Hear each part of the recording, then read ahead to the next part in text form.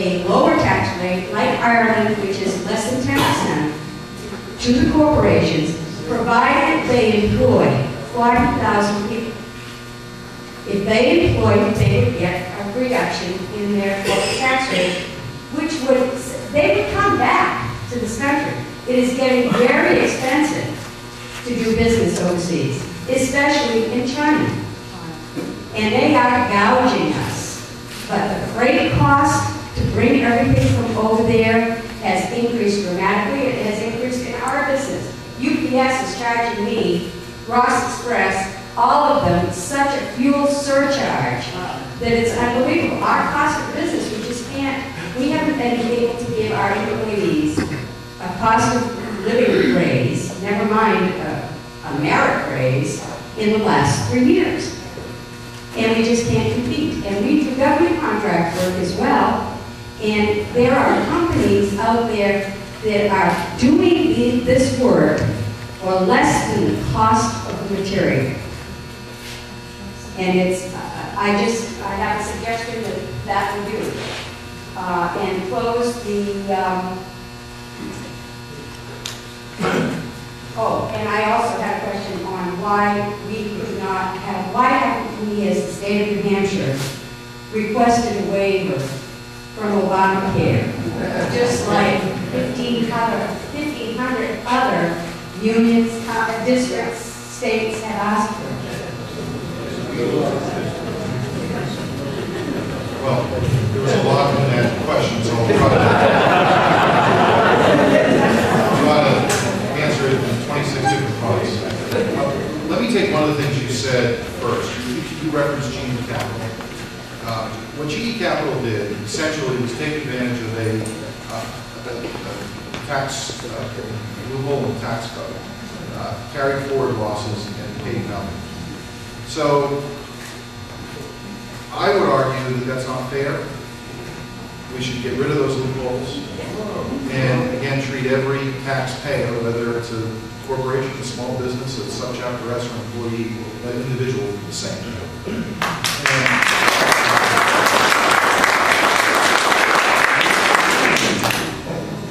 Secondly, the United States of America has the highest corporate tax rate in the world. Well, so you know what? That's the problem. We have the highest tax rate.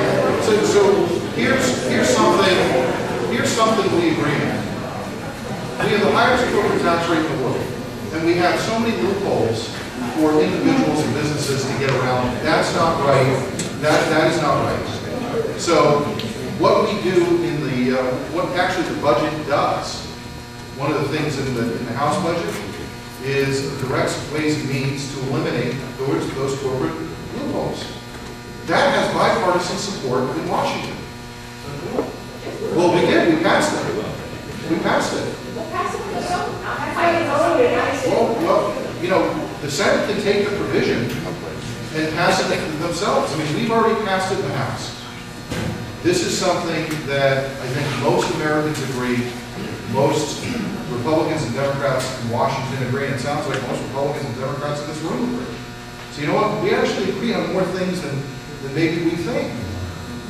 I want to thank you for investing and taking a risk in creating a small business. That is the engine of this state, it's the engine of this country, and it's what makes the American dream possible.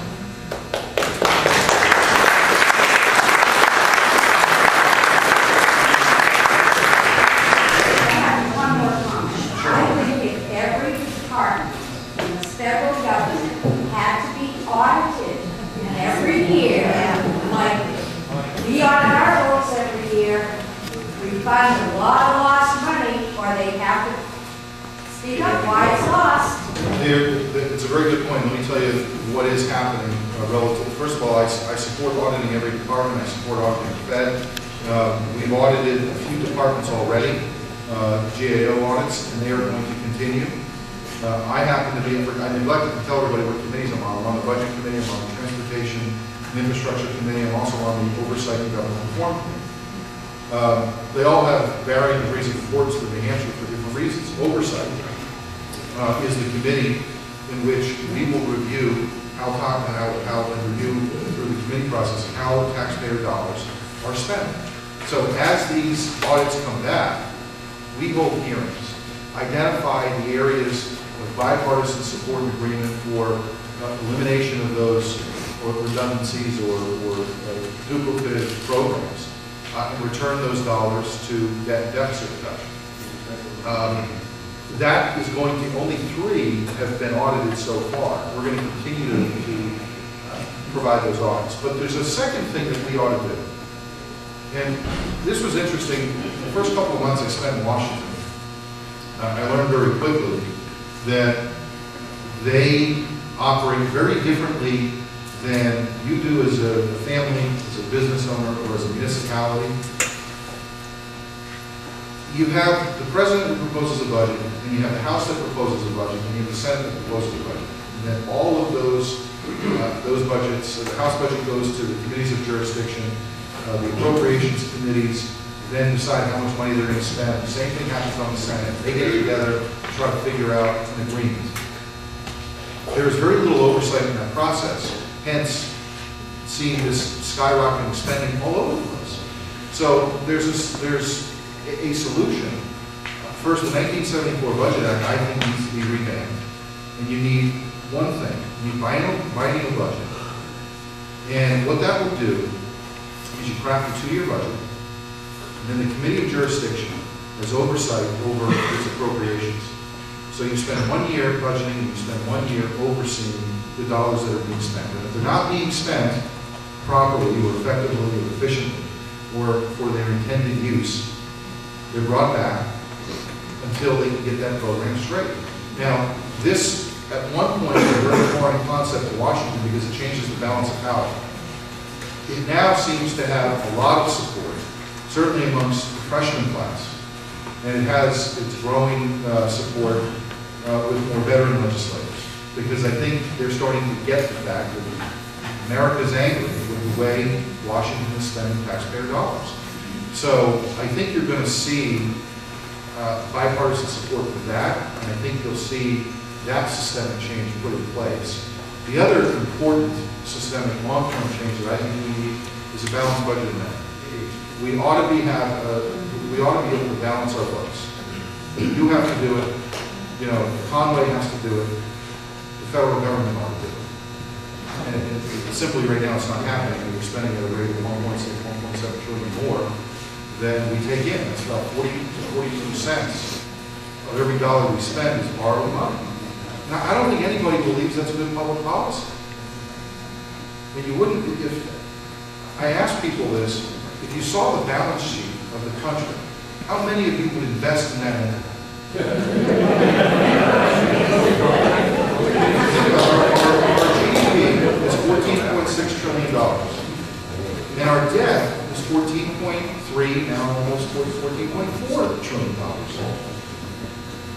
Nobody would invest in that entity if they saw that balance sheet. So we've got a real, this is a critically important time in the country. And it does take, I think, a lot of patience, and a lot of discipline, and a lot of members of Congress reaching across the aisle to say, let's hold hands, try to fix this problem, and create a better, stronger country for my kids, for your grandkids, for future generations. And I believe we can do it. I believe we can do it. We have time for a final question from Linda Teagan with regard to the treasuries. Well, hold on a second. Chad, do you want to ask something? Let Chad, what you said. Chad, I think you've been to every single one of my comments. I have. He's becoming my good friend. We're still shaking hands. We're still shaking hands. I respect you and I respect the audience. We have, and you do, and you know what? I appreciate the fact that you come. We may have a few policy differences. Certainly do. But I want to hear what you have to say, and I'm glad that you come. Thank you very much. This is going to be a tough question. That's okay. I can handle that. Let me preface it by saying that recently President Obama produced his person. And I mean, to a lot of us, we thought, geez, that's kind of ridiculous. I know he's was a distraction, and a lot of people seem to find reasons not to trust the President of the United States. He's not. So anyway, that's a dead issue.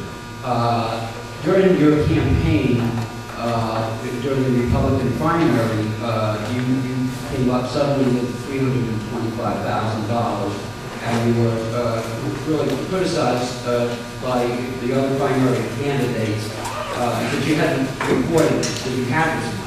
And as Mayor Manchester, you hadn't reported that you had this money. And you went on to win the primary. I think Joe Bradley attacked you. Most of them did. You've heard this, but I don't think it's all news in light of what President Obama has done. So at any rate, you were elected, and the FEC, I don't know if it's a Federal Election Commission, you have to, if people don't know, you have to, when you're running for office, you have to disclose where your money comes from. So you claim that this money was in your account all along, but you never produced the paperwork. There was a lot of pressure on you to produce the paperwork, kind of like President Obama was urged to show the paperwork that he was born with an American. So I'm just going to ask you now, if we could clear that up, would you show the paperwork to show that you have this money in your account all along? I know it's tough to believe in this country that somebody can be proven and moderately successful, but the Ethics Committee cleared it up. They say they reviewed my FEC reports. They gave a clean bill of health. This was back in December. This stuff is nothing more than, I think, politics at its worst, whether it's primary or general. I answered it, I can't say how many times then, and I'll answer it again now. The best thing about this stuff is when the Ethics Committee says you've complied with all aspects of the FEC requirements, that was good enough for me. So,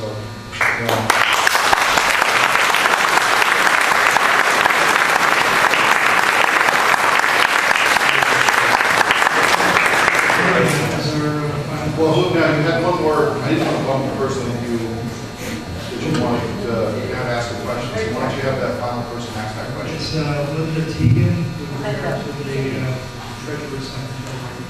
By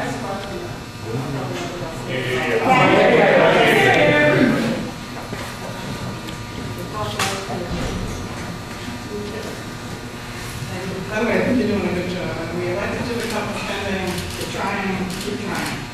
On that note, what's been bothering me lately is that the Secretary of the Treasury Geiger has been saying for the last couple of months that the world is going to come to an end. The debt ceiling is raised.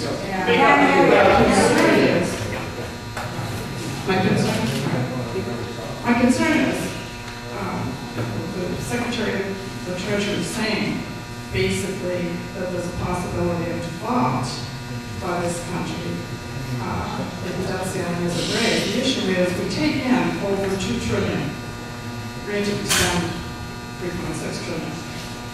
As I understand it, the Secretary of the Treasury has the discretion and the authority as to which bills will be paid.